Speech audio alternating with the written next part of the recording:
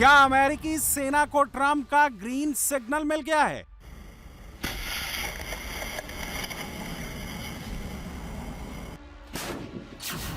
सेना की सालाना बैठक में क्यों नहीं शामिल हुए खामेनेई?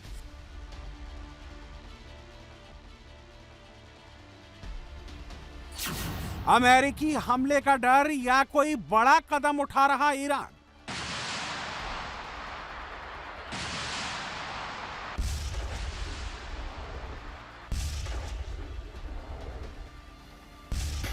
अमेरिका और ईरान के बीच युद्ध का खतरा फिलहाल टला नहीं है। दोनों देशों के बीच बातचीत शुरू होने के बावजूद तनाव बढ़ते ही जा रहा है।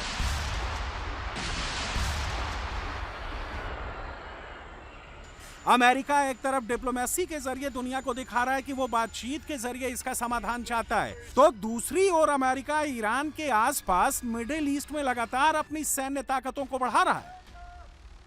दुनिया का सबसे बड़ा अमेरिकी जंगी युद्धपोत ईरान के काफी करीब पहुंच चुका है।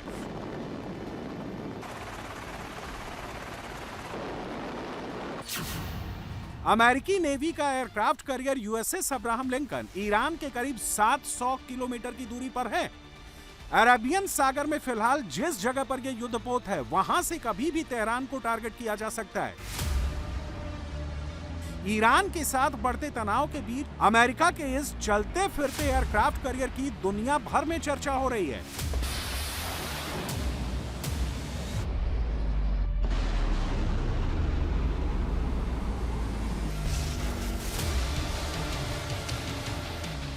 यह अमेरिकी एडवांस निमित्ज क्लास का 5वां एयरक्राफ्ट कैरियर है। यह पोत 90 से ज्यादा लड़ाकू विमानों से लैस है, जिसमें F-35 और F-18 सुपर हॉर्नेट जैसे फाइटर जेट शामिल हैं।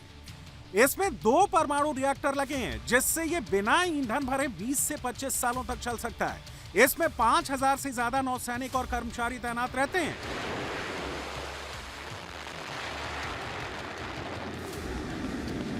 अमेरिकी जंगी बेड़े में यूएसएस अब्राहम लिंकन के साथ ही कई विध्वंसक डिस्ट्रॉयर हैं, जो एयरक्राफ्ट कैरियर के साथ आगे बढ़ रहे हैं।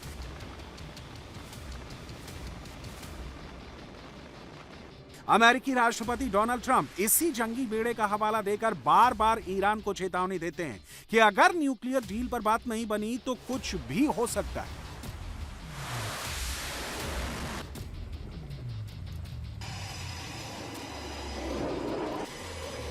We have a big armada, we have a big fleet heading in that direction. We'll be there pretty soon. So we'll see how that works out. Trump की धमकी के बीच ईरान के सुप्रीम लीडर अयतुल्लाह खामेनेई किसी गुप्त bunker में रह रहे हैं। खामेनेई पहली बार अपनी सेना की सालाना होने वाली अहम बैठक में शामिल नहीं हुए। 37 सालों में ऐसा पहली बार हुआ है जब सुप्रीम लीडर ने ईरानी एयरफोर्स के कमांडरों की बैठक में शामिल नहीं हुए। 1989 से जब से खामेनेई ने सत्ता संभाली है, इस परंपरा को हर साल निभाते आ रहे थे, सेना की बैठक में शामिल होते रहे थे। क्या खामेनेई को अमेरिकी हमले का डर सताने लगा है? क्या खामेनेई अमेरिका के खिलाफ कोई बड़ा कदम उठाने जा रहे हैं? खामेनेई का इस कार्यक्रम से गैर हाजिर रहना काफी हैरान करने वाला है। उन्होंने ऐसा उस वक्त किया है जब अमेरिका के साथ तनाव काफी ज्यादा बढ़ा हुआ है।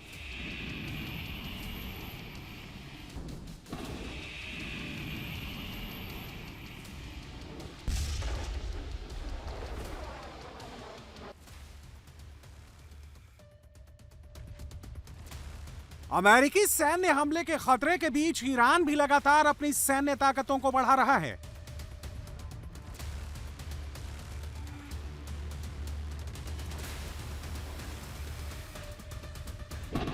अमेरिका पर साइकोलॉजिकल प्रेशर बढ़ाने के लिए ईरान भी शक्ति प्रदर्शन कर रहा है।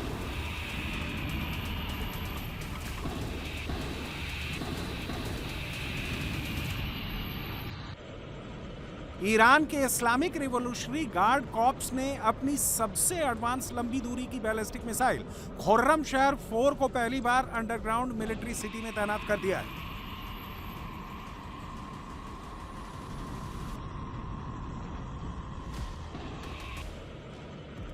ईरान का दावा है कि खुर्रमशहर 4 मिसाइल इजरायल तक महज 10 से 12 मिनट में पहुंच सकती है। इसकी मैक्सिमम रेंज करीब 2000 किलोमीटर है। यह मिसाइल करीब 1500 किलोग्राम तक भारी वॉरहेड ले जाने में सक्षम है। इसके साथ ही ये टारगेट पर सटीक हमला करती है।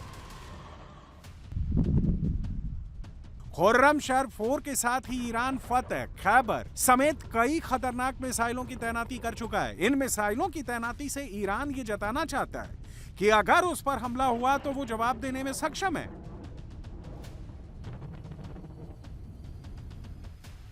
अमेरिका से बढ़ते तनातनी के बीच ईरान ने साफ कह दिया है कि वो किसी भी शर्त पर यूरेनियम एनरिचमेंट को नहीं छोड़ेगा। तेहरान किसी से भी डरकर अपनी न्यूक्लियर पॉलिसी को नहीं बदलेगा।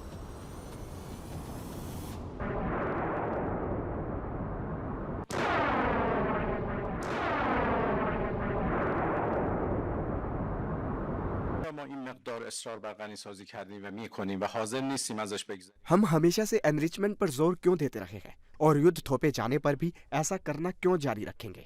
क्योंकि किसी को ये बताने का अधिकार नहीं है कि हमारे पास क्या होना चाहिए और क्या नहीं। ये नो डोमिनेशन प्रिंसिपल पर आधारित है। कानून के मुताबिक हमें यूरेनियम एनरिचमेंट का अधिकार है। इस अधिकार का उपयोग करना या ना करना ये मेरा निजी मामला है।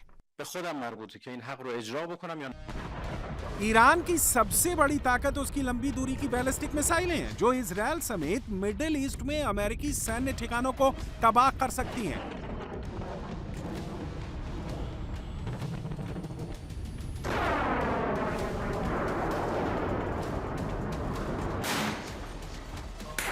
इसके लिए अमेरिका भी पूरे मिडिल ईस्ट में बड़े पैमाने पर एयर डिफेंस सिस्टम की तैनाती कर रहा है।